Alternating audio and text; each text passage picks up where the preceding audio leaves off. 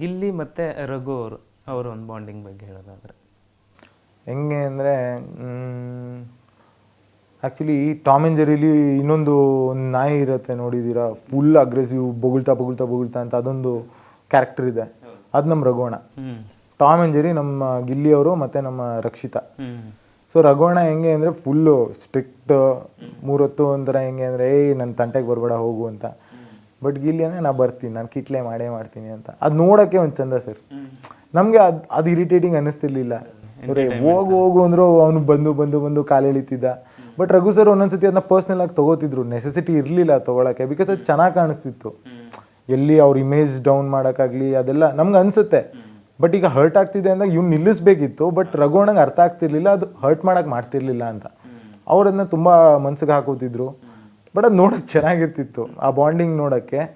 ರಘುವಣ ಗೆಳೆಯ ಅನ್ಕೊಂಡು ಹಿಂಗೆ ಹಾಕೊಳ್ಳೋದಾಗಲಿ ಚೆನ್ನಾಗಿತ್ತು ಸರ್ ನೋಡೋಕ್ಕೆ. ಸೊ ಸೂರಜ್ ಅವ್ರ ಮುಂದಿನ ಪ್ಲ್ಯಾನ್ಸ್ ಏನಿದೆ ಅಂತ? ಸದ್ಯಕ್ಕೆ ಅದೇ ಸರ್, ಇಂಡಸ್ಟ್ರಿಲಿ ಯಾವ್ದಾದ್ರು ಚಾನ್ಸಸ್ ಬಂದರೆ I would like to continue. So I am still hoping ಏನಾಗುತ್ತೆ ಅಂತ. ಇನ್ನೂ ಎಲ್ಲಿ 2 ದಿನ ಆಗಿದೆ ಬಾಸ್, ಸ್ವಲ್ಪ ಬರಬೇಕು ಅದರಿಂದ ಆಚೆಗೆ. ಇನ್ನು ಮನೇಲೇ ಇದ್ದೀನಿ ಅನ್ನೋ ಫೀಲಿಂಗಲ್ಲಿದೆ. ಮೈಕ್ ಹುಡುಕ್ತಿರ್ತೀನಿ ಅವಾಗ. ಅದೇ ಹ್ಯಾಂಗ್ ಓವರಿಂದ ಇನ್ನೂ ಸ್ವಲ್ಪ ಆ ಕಡೆ ಬರಬೇಕು.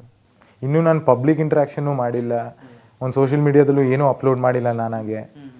ಸೊ ಇನ್ನೂ ಗೊತ್ತಿಲ್ಲ ಜನಕ್ಕೆ ಏನು ಎಕ್ಸ್ಪೆಕ್ಟೇಷನ್ಸ್ ಇತ್ತು, ಒಳಗೆ ಹೆಂಗಿದ್ದೆ, ಅವ್ರು ನನ್ನ ಬಗ್ಗೆ ಏನು ಒಪಿನಿಯನ್ ಇದೆ. ಕಮೆಂಟ್ಸ್ ಎಲ್ಲ ನೋಡಿದೆ, ಬಟ್ ತುಂಬಾ ಖುಷಿ ಆಯಿತು ಸರ್.